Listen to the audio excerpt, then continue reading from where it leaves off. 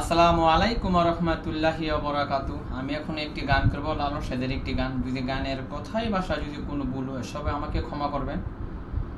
এবং একটি গান করতেছি, যারা যারা অনলাইন বাইরে আমার, যারা যারা টিকটক বা ফেসবুক ফেস যারা যারা আছেন সবার প্রতি সালাম। ওকে, সবাইকে ধন্যবাদ।